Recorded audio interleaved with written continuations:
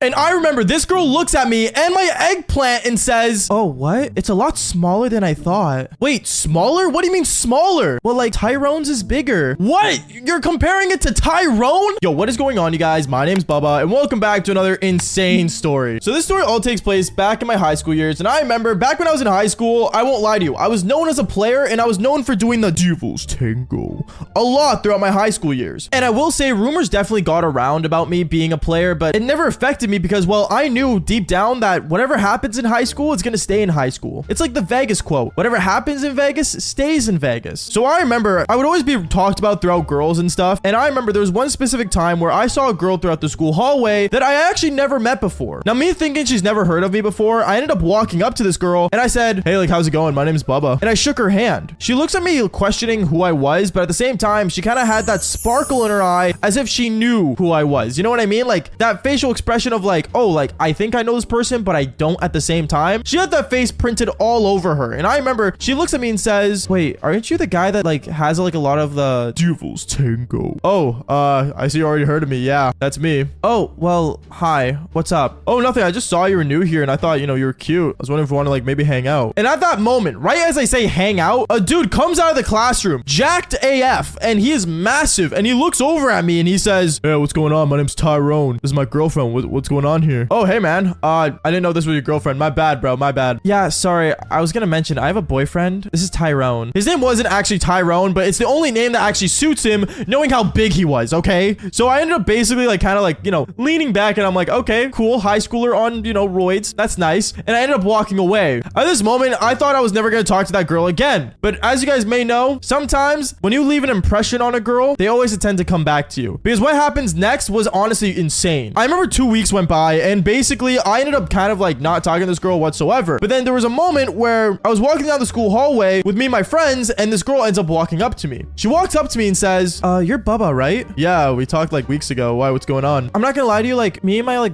boyfriend like broke up recently. I don't want to talk about it, but I really need like a person to like help me out with something.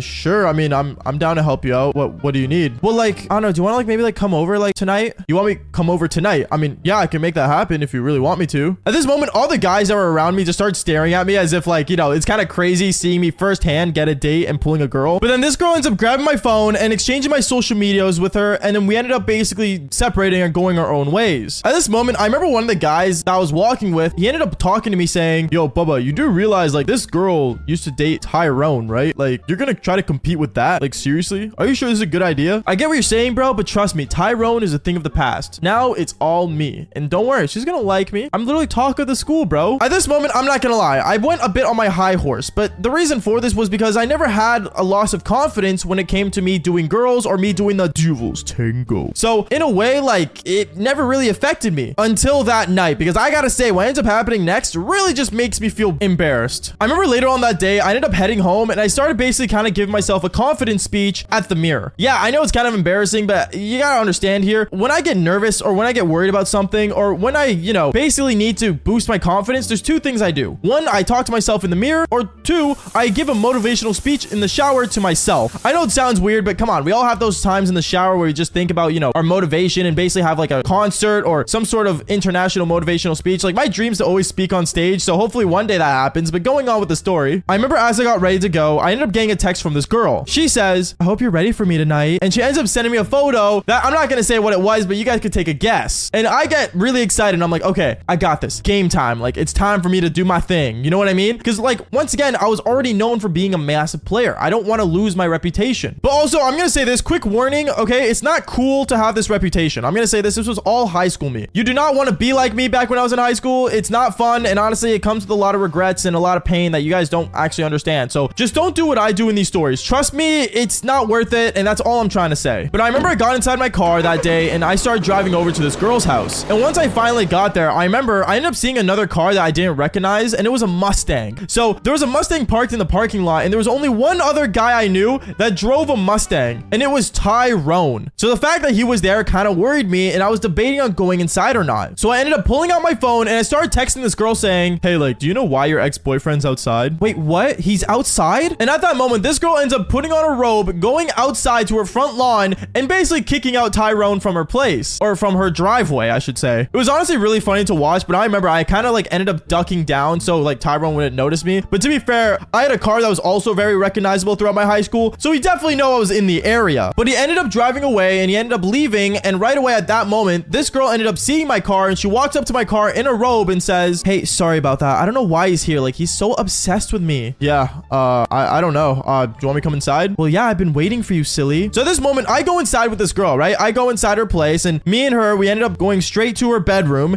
and right as we're about to do the devil's tango, this girl ends up, I am not joking, looking down at my eggplant, and she says the words that I never thought a girl would ever say to me, and that was, Baba, why is it so small? Wait, what? Yeah, like, it's not as big as Tyrone's. Like, I thought you were, like, packing. What are you saying right now? At this moment, I ended up putting on my boxers, and I'm like, whoa, okay, what is going on here? Like, what are you saying? Like, are you kidding me right now? Because I was embarrassed. I'm not gonna lie. This whole time, I was giving myself prep speeches. I was making myself feel like Andrew Tate, and out of nowhere, you end up saying this to me? This girl ends up saying, like, how, like, you know, she's so used to Tyrone, I guess, and all this stuff. And at that moment, I said, you know what? Then just go be with Tyrone. When I said that, this girl ended up smiling, and she's like, you know what? That's actually not a bad idea. What? And right at that moment, this girl ends up calling up Tyrone right in front of me, by the way, with my boxers on. And she says, hey, baby, I really want you to come here again. Like, I really need you. I realize that no other guys like you. No other guys like you? What is this, bro? Like, I'm right here. At that moment, I started getting dressed and I went straight to my car. And as I'm about to enter my car, I end up hearing a Mustang pull up in front of her house. And Tyrone comes out of the car, looks at me, flips me off, and ends up going straight into the house. I gotta say, it was super embarrassing, and as I'm on the drive home, I remember I ended up telling my friends about what happened, and they all started laughing like crazy. And to be fair, one of my friends ended up saying, bro, you're competing with Tyrone. Like, what are you expecting, bro? He's got that. Yeah, I'm not gonna say what he had, but you guys kind of can take a guess. I'm not gonna lie. At that moment, my confidence was really taken down, but to be fair, she's 1 out of a million, okay? Like, I'm not gonna let that bother me, and neither should you guys. I don't know, what would you guys do in the situation of a girl saying it's too small? Like, would you guys just accept it, or would you guys try to prove her wrong? Because I'm not gonna lie, if I had a chance to prove her wrong, I probably would. If you think you couldn't, then just fall for more embarrassing stories just like this one. Peace out, guys.